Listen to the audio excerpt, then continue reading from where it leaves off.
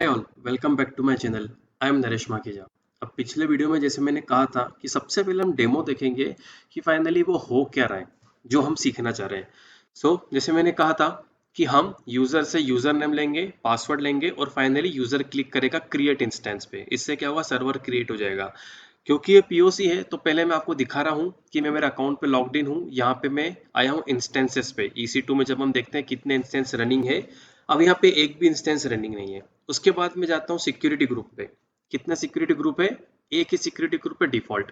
अब मैं फाइनली, अब आप अज्यूम करिए कि मैं एक नॉर्मल यूजर हूँ और मैं यहाँ पे बोल रहा हूँ कि मुझे सर्वर चाहिए और मैं खुद ही बता रहा हूँ कि उस सर्वर का यूजर नेम पासवर्ड क्या होगा, क्योंकि यूजर को उस सर्वर पे लॉग इन करना होगा। अब मैं यूजर नेम भी नरेश दिया है, पासवर्ड भी नरेश दिया है। अब ये क्या है, provide software to get installed. मैंने आपको कहा था कि मैं टॉमकेट, जावा और माइस्क्ल इन तीनों के लिए कोड लिखूंगा, लेकिन मैंने एक लेयर और ऐड करी है कि आप लोगों ने अगर EC2 इंस्टेंस क्रिएट करा हो तो आपने देखा वहाँ पे यूजर डेटा आता है जिसमें हम अपनी कमांड स्क्रिप्ट बताते हैं या फिर कमांड बताते हैं कि हमें ये सॉफ्टवेयर भी इंस्टॉल करना है जैसे सर्वर बूट होता है। वो ऑप्शन भी यहाँ पर है, वो भी हम ट्राई करके देख सकते हैं। अब मैं इसे नेटवर्क टैब ओपन करके देखता हूँ। मुझे ये भी वेरीफाई करना होगा कि मेरा कोड फेल तो नहीं हो गया। अभी केवल डेमो की बात हो रही है। ये जैसे ही वीडियो हो जाएगा उसके बाद मैं बताऊंगा क्या है फ्रंट एंड, क्या है बैक एंड और ये सब चीज़ें मैं मैनेज कैसे कर रहा हूँ। प्लीज़ थोड़ा सा पेशेंस रखिएगा और प्लीज़ अगर आपको वीडियो अच्छा लग रहा है तो प्लीज़ लाइक जरूर कीजिएगा, शेयर जरूर कीजिएगा और अगर आपने सब्सक्राइब नहीं करा तो प्लीज़ सब्सक्राइब भी कर लीजिएगा। काफ़ी मेहनत लगती है वीडियो बनाने में। अब मैं क्लिक करूंगा क्रिएट इंस्टेंस पे। अब मुझे वेट करना पड़ेगा। अब मुझे यहाँ पे थोड़ा लंबा वेट करना पड़ेगा। मैं आपको बताता हूँ कि वेट लंबा क्यों करना पड़ेगा। जैसे ही सर्वर क्रिएट होता है, अब जिससे इसे रिफ्रेश करूंगा, यहाँ देखो एक नरेश और माय सिक्योरिटी ग्रुप। मैं क्या कर रहा हूँ कि जब भी कोई सर्वर क्रिएट हो रहा है उसी के यूजर के नेम के साथ मैं बना रहा हूँ सिक्योरिटी ग्रुप। हर यूजर का एक अलग सिक्योरिटी ग्रुप होना चाहिए क्योंकि हर यूजर का अपना एक सर्वर होगा, इसलिए मैं यूजर और उसमें ऐड कर रहा हूँ माय सिक्योरिटी ग्रुप। ये सब कोड के थ्रू ना आप भी कर सकते हैं और ये हर एक बंदे के लिए जैसे मैंने कहा कि सिक्योरिटी ग्रुप क्रिएट हो जाएगा। अब इनिशियली क्या होना चाहिए, 22 पोर्ट इनेबल होना चाहिए। देखते हैं, इनबाउंड रूल पे जाऊंगा मैं और एडिट इनबाउंड रूल्स और ये मिल गया देखो 22 भी मिल गया, 8080 भी मिल गया। 22 से हमें मतलब है कि उस यूजर के लिए हमने 22 पोर्ट 8 कर दिया ताकि अब वो बंदा और वो यूजर लॉग इन कर सके। अब मैं आता हूँ इंस्टेंसेस पे। अभी तक कुछ भी नहीं, अब रिफ्रेश करूंगा देखो इंस्टेंस की स्टेट तो रनिंग है। अब मैं काम करता हूँ, यहाँ पे आता हूँ। ये अभी तक पेंडिंग मोड में है। ये जैसे हो जाएगा फिर मैं आपको दिखाऊंगा कि एक यूजर अगर मुझे इसकी स्टेट चाहिए यहाँ पे कैसे मिलेगी। ये अभी रनिंग मोड में है, लेकिन अगर आप देखोगे तो जो चेक है अब तक वो इनिशियलाइज मोड में ही है। हमें वेट करना पड़ेगा जब तक दो के दो चेक नहीं हो जाते। अब वो जैसे हो जाएंगे फिर से मैं वीडियो को रिज्यूम कर दूंगा। अब मैंने वीडियो को रिज्यूम कर दिया है। इसे रिफ्रेश करने के पहले मैं आपको बताता हूँ कि मैंने वीडियो को पॉज क्यों करा था और इसने इतना टाइम क्यों ले रहा है। होता यह है कि जब भी हम सर्वर क्रिएट करते हैं, अगर हम खुद भी मैन्युअली सर्वर क्रिएट कर रहे हैं इसी AWS के थ्रू, हमें थोड़ा वेट करना पड़ेगा कि वो सर्वर हमारे लिए कॉन्फ़िगर करे। जब हम कोड के थ्रू करें तब भी हमें वेट करना पड़ेगा। दूसरी चीज आपने नोटिस करा होगा कि अभी हम क्या कर रहे हैं, सर्वर क्रिएट कर रहे हैं प्लस उस यूजर का अकाउंट भी क्रिएट कर रहे हैं। यहाँ पे जो मैंने यूजर से डिटेल मांगी, ओके देखिए यहाँ पे भी 200 आ गया। ये कि instance created, got the IP and wait for 10 minutes. यहाँ पे मैंने इसको ओके ऐड भी करा है कि इंस्टेंस क्रिएट हो गया है, to get IP wait for 10 minutes and click refresh button. Refresh button तो नहीं यहाँ पे, लेकिन ये है get list of instance with state. तो अब क्या हुआ, जो जो सर्वर वहां पे क्रिएट हुआ था, मैं इसको रिफ्रेश करता हूँ, दोनों चेक पास हो गए। अब पहले मैं इसका आईपी देखता हूँ। इसका आईपी क्या है, 3.111.32.33 और 2। अब मैं मेरी एप्लीकेशन पे आऊंगा। मुझे आईपी अगर देखने गया मैं 3.111.33.2, तो ये उसको यूजर को आईपी मिल गया, उसकी स्टेट भी मिल गई। अब मैंने क्या बोला आपको, दो चीजें हुई थी, एक तो सर्वर क्रिएट करना प्लस उस यूजर का अकाउंट भी हमें क्रिएट करना है।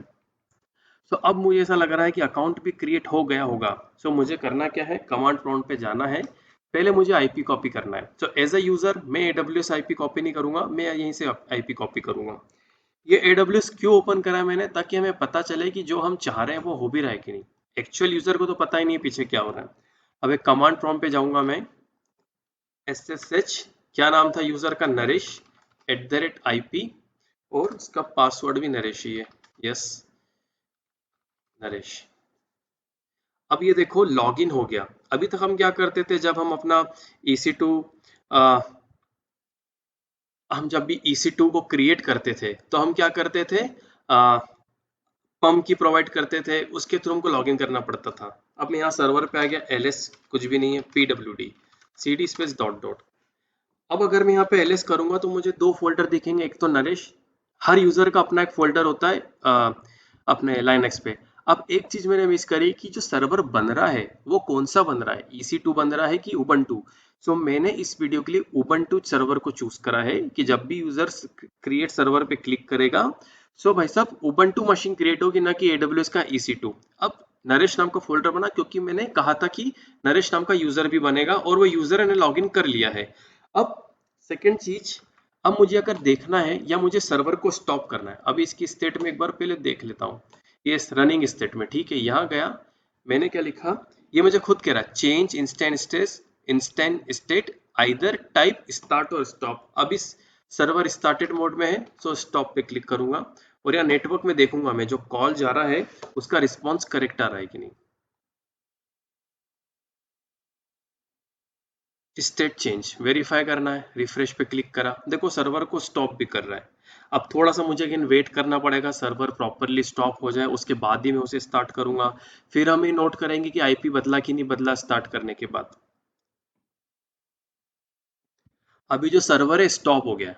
अब यहाँ पे मैं आता हूँ और मैं फिर यहाँ पे इनिशियली क्या थी, रनिंग स्टेट थी, अब मैं फिर से इसी पे क्लिक कर रहा हूँ बटन पे, gate list of instance with state. अब देख रहे हो आईपी ना ला रहा है, इन सबको आप इग्नोर करना, ये केवल मेरी टेस्टिंग के लिए था। आईपी ना ला रहा है और इंस्टेंस की स्टेट क्या आ रही है, स्टॉप। सो ये हमने प्रूफ करके अभी देखा कि जो हमने बोला था सर्वर की स्टेट चेंज करना वो हम कर रहे हैं यहाँ से। अब क्या करना है, स्टार्ट करना है, स्टार्ट इस पे पहले क्लियर करूंगा, चेंज स्टेट, देखते हैं क्या रिस्पॉन्स आ रहा है, स्टेट चेंज्ड। रिफ्रेश पे क्लिक करा और पेंडिंग है, अब उसको थोड़ा सा टाइम लगेगा स्टार्ट होने में। अब वीडियो को मैंने पॉज करा था 1 मिनट के लिए क्योंकि थोड़ा स्टार्ट होने में टाइम लेता है। अभी भी इसका इनिशियलाइजिंग मोड में ही है, लेकिन अगर यहाँ पे जाऊँ मैं, गेट लिस्ट, आईपी तो नया मिला, स्टेटस स्टेट भी इसकी रनिंग है, पर अभी मुझे पता है कि मुझे थोड़ा वेट करना पड़ेगा जब तक कि इस मोड में आ जाए। जब तक मैं काम करता हूँ यहाँ से तो डेफिनेटली बाहर हो जाऊंगा क्योंकि सर्वर को तो मैंने रीस्टार्ट करा। अब अगर मुझे इससे लॉगिन करना है तो फिर से आईपी कॉपी करा, यूजर नेम पासवर्ड वही रहेगा, SSH नरेश, आईपी और पासवर्ड। अगेन थोड़ा सा हमें वेट करना पड़ेगा जब तक इसके दोनों स्टेटस चेक हो जाए। ओके, सो फाइनली दोनों स्टेटस चेक पास हो गए हैं। एक बार बस वेरीफाई कर लो कि आईपी यही है, करेक्ट आईपी यही है। ऑलरेडी कॉपी ही था, इवन मुझे कॉपी करने की जरूरत नहीं है। SSH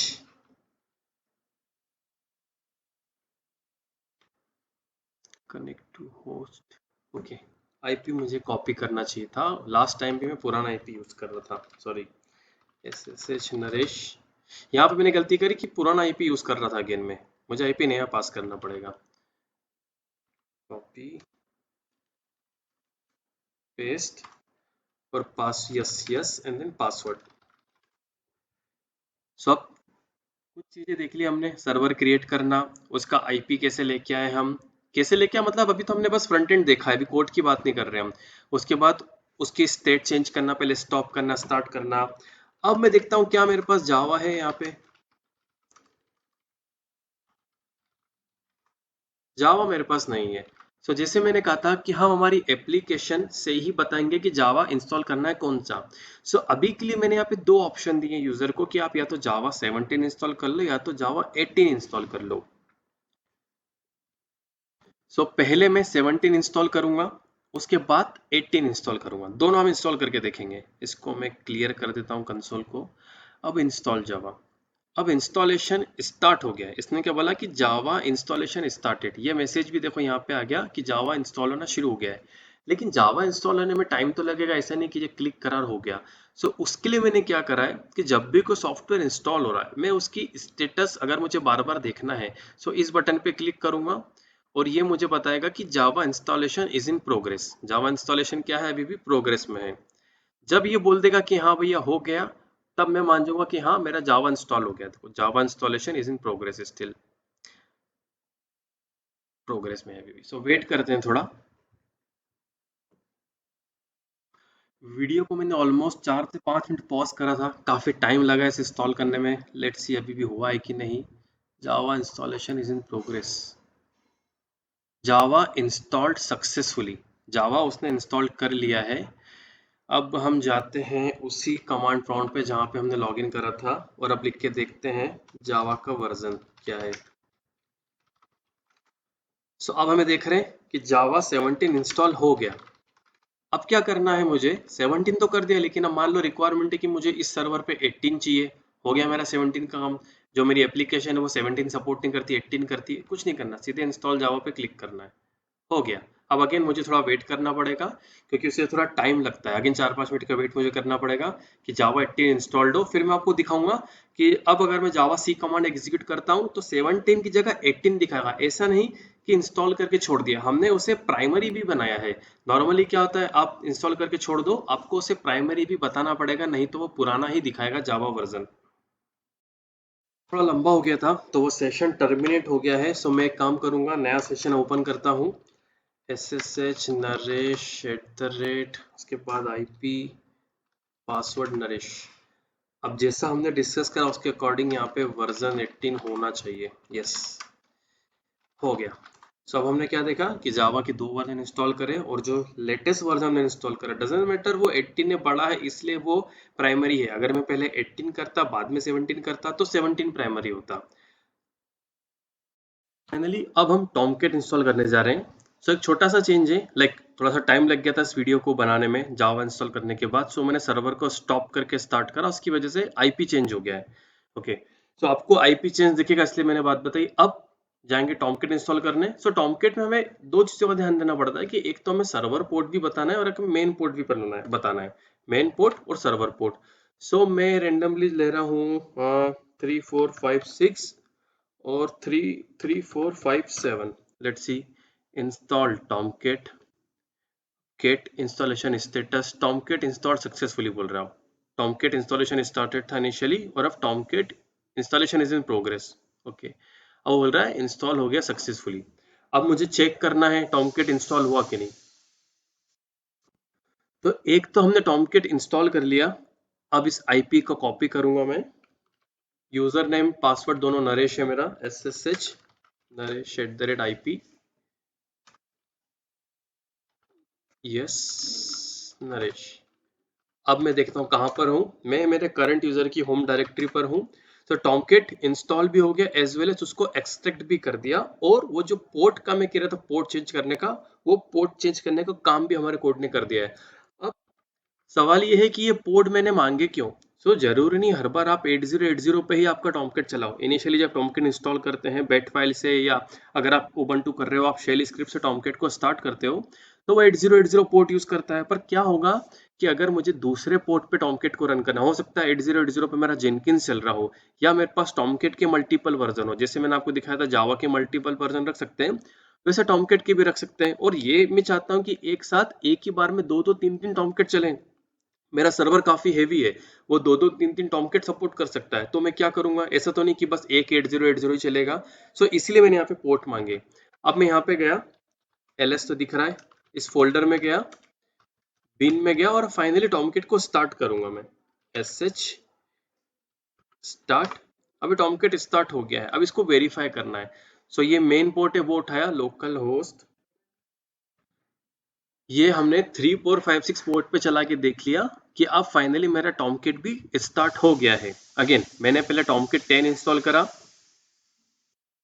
उस टाइम मैंने बताया कि मुझे सर्वर पोर्ट मेन पोर्ट क्या रखना है। और फाइनली जब वो इंस्टॉल हो गया तो मैं सर्वर पे गया, वहां से मैंने अपने टॉमकेट को फाइनली स्टार्ट करा। एक होता है इंस्टॉल करना, एक होता है स्टार्ट करना।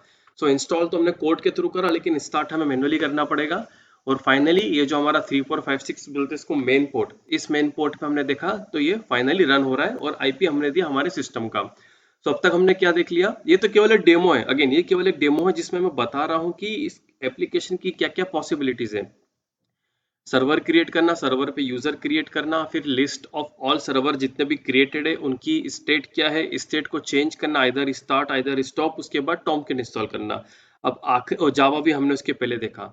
अब आखिरी चीज कि मुझे माई इंस्टॉल करना है। सो टॉमकेट तक हो गया था, अब फाइनली मैं माई की बात कर रहा हूँ। फाइनली अब हम MySQL इंस्टॉल करते हैं। ये तो इसने बाय डिफॉल्ट ले लिया था कैश से। सो होता क्या है, MySQL इंस्टॉल करते टाइम बहुत सारी हमें चीज़ें लगती है, जैसे रूट का पासवर्ड क्या देना है, हमें कोई और अपना यूज़र क्रिएट करना है क्या। सबसे मेन चीज़ ये जो चेकबॉक्स है, ये चेकबॉक्स आगे कुछ लिखा नहीं है, ये मैं बता देता हूँ कि हमें ये जो MySQL इंस्टॉल कर रहे हैं इसको रिमोट लॉगिन अलाउ करना है क्या। अगर हम चाहते हैं कि जो MySQL इंस्टॉल हो रहा है इसको रिमोट लॉगिन अलाउ करना है तो इसको चेक करेंगे, नहीं तो नहीं चेक करेंगे। और फाइनली जैसे हमने टॉमकेट में देखा कि हम एक अलग पोर्ट रख सकते हैं हमारे टॉमकेट के लिए, वैसे ही MySQL में भी ऑप्शन है कि आप अपना अलग पोर्ट दे दो। जैसे टॉमकेट मैंने कहा मल्टीपल टॉमकेट हो सकते हैं, यहाँ पे भी हम एक ऑप्शन दे रहे हैं यूजर को कि हाँ, अगर आपके पास ऑलरेडी या आप जैसे पहली बार इंस्टॉल कर रहे हो मेरी मशीन या मेरे एप्लीकेशन सब कुछ, तो ठीक है, तो आप पोर्ट दूसरा ले लो। हो सकता है जब यूजर को खुद का इंस्टॉल करना हो दूसरी एप्लीकेशन के लिए तो वो 3306 यूज करे। तो इसीलिए मैं बार बार ऑप्शन दे रहा हूँ और बता रहा हूँ कि क्या क्या पॉसिबिलिटी है अगर हम जावा के थ्रू ये सब कर रहे हैं तो। ठीक है, रूट पासवर्ड दे रहा हूं मैं रूट, एक नया यूजर क्रिएट करूंगा टेस्ट, पासवर्ड भी टेस्ट, और पोर्ट दूंगा मैं 5555। ठीक है, क्या करा हमने, रूट का पासवर्ड दिया, एक खुद का यूजर बताया कि हमें एक और यूजर क्रिएट करना है, उसका पासवर्ड बताया, और फाइनली हमारा MySQL किस पोर्ट पे चलना चाहिए। अब finally install MySQL installation started. ये तो कैश में दिखाता है हमेशा पुराना वाला पहली बार में। अभी भी इन प्रोग्रेस से थोड़ा वेट करना पड़ेगा मुझे। जब तक ये इंस्टॉल हो रहा है प्रॉपरली मैं वीडियो को पॉज कर रहा हूँ, और जब इंस्टॉल हो जाएगा तो मैं इसको फिर से रिज्यूम कर दूंगा। सो फाइनली मुझे लगता है कि टॉमकेट इंस्टॉल हो गया होगा। Installation is in progress, installed successfully. तो अब हम जाते हैं कमांड प्रॉम्प्ट पे या बैश पे, इसको एक्सपांड करते हैं। कहाँ पर हूँ देखता हूँ, मैं मेरी वर्किंग डायरेक्टरी पे हूँ। अब फाइनली मुझे टेस्ट करना है MySQL इंस्टॉल हुआ कि नहीं। रूट से नहीं, हमने जो यूजर बनाया उससे देखते हैं। टेस्ट यूजर था, टेस्ट पी, और उसका पासवर्ड मांगेगा वो भी टेस्ट। सो फाइनली हमने क्या देख लिया कि MySQL हमारा इंस्टॉल हो गया प्रोग्रामेटिकली। सो ये पूरी एप्लीकेशन का डेमो था। अब मैं नेक्स्ट वीडियो में आपको कोड दिखाऊंगा कि फाइनली ये जितना भी कुछ पीछे हुआ, जैसे सर्वर क्रिएट करना, फिर उसके लिए यूजर क्रिएट करना, फिर जावा कैसे इंस्टॉल्ड हुआ, अगर जावा दो दो इंस्टॉल्ड हो रहे हैं तो एक को प्राइमरी कैसे रख रहे हैं, टॉमकेट मल्टीपल कैसे हम रख रहे हैं। अब क्योंकि मैंने जावा के दो बता दिए थे इसलिए मैं टॉमकेट का एक ही बताया। और यहाँ पे एक प्रॉब्लम है, इन दोनों में एक प्रॉब्लम है, वो मैं आपको कोड के टाइम समझाऊंगा। हो सकता है आज आपका कोड चल रहा हो 6 महीने बाद नहीं चले। सो मैं आपको पहले ही वो प्रॉब्लम बता दूंगा कि इस कारण से ऐसा हो सकता है कि आज आपका कोड चले और 6 महीने बाद नहीं चले। सो डेमो में इतना ही था। अब लेट्स सी कि अब नेक्स्ट वीडियो में हम पूरा कोड समझते हैं कि ये सब कुछ क्रिएशन हुआ कैसे। Thank you so much.